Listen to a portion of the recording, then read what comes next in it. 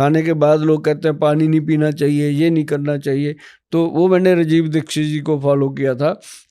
उसके बाद मैंने पढ़ा भी, अष्टांग हृदय में लिखा हुआ कि पानी को पीना चाहिए आहार बना के। अब आप खाना खा रहे हो, दाल खा रहे हो, आहार है, तो उसको पानी को भी आहार बना दो, पानी ना रहने दो। उसके अंदर वो कहते थे 2 चम्मच वो मिला दो दही, तो वो आहार बन गया। तो या फिर उसके अंदर नींबू निचोड़ दो, या उसके अंदर कोई दाल सब्जी खा रहे हो उसी को घोल दो, मतलब वो पी लो, कुछ नहीं होता।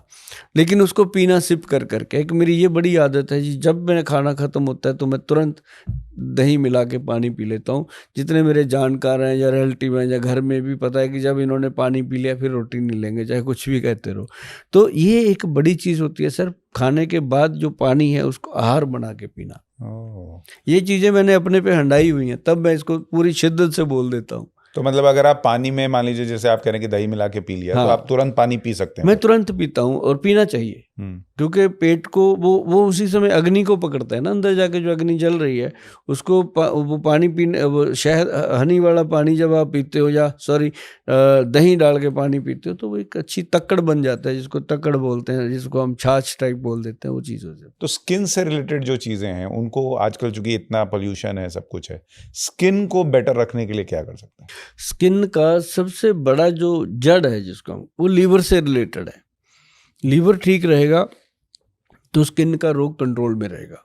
मेरे पास सोराइसिस के पेशेंट आते हैं, हम उनको एक तो त्रिफला तो हर प्रिस्क्रिप्शन में हमारे वैद्य जी लिखते हैं, एक लीवर के लिए लिखते हैं, और ये 2 चीज़ें। बाकी उसको जो स्किन के लिए दिया जाता है वो तो गंधक दिया जाता है, लेकिन ये 2 चीज़ें जब लिवर और त्रिफला देते हैं, लिवर का टॉनिक, तो उसी से स्किन प्रॉब्लम ठीक रहती है। और एक मैं बताऊं, जो लोग कहते हैं रात को हम आके कपड़े चेंज जब करते हैं सर, चर्म रोग ऐसे हो जाता है, पूरा नोचनी बॉडी को, तो उसके लिए मैं आपको बता दूं, सबसे बढ़िया चीज़ करना शुरू कर दो। एक तो सरसों का तेल नाभि में लगाओ और अंडर आर्म में लगाओ, और दूसरी चीज़ जो आप नारियल का तेल होता है वो ले आओ आप 1 लीटर नारियल तेल में आप 20-25 ग्राम भीमसेनी कपूर मिक्स कर दो।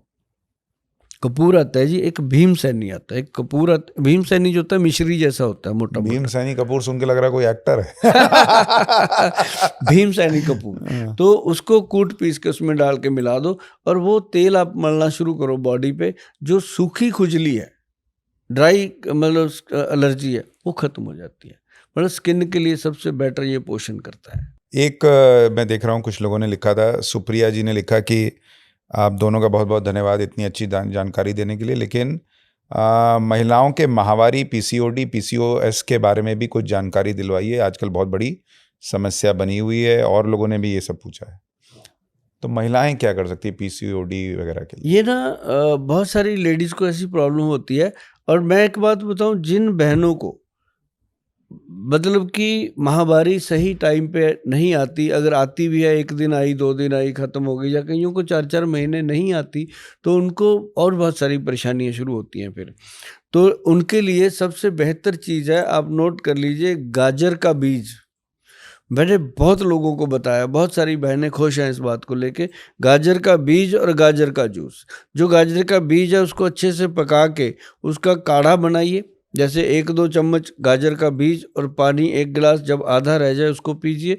और दूसरी चीज़, गाजर का रस, मतलब जिसको हम जूस कहते हैं, वो हमेशा पीते रहिए, और ये धीरे धीरे ठीक होती हैं। लेकिन फिर भी इसके लिए आपको अपने गाइडिंग की या किसी भी आयुर्वेदिक के अच्छे वैद्य की सलाह हमेशा लेनी चाहिए, ताकि इसमें जो दवाइयाँ काम करती हैं वो ऐसे ओपनली नहीं बताई जाती, क्योंकि किसी को सूट करती हैं किसी को नहीं, वो वैद्य की सलाह से होता है।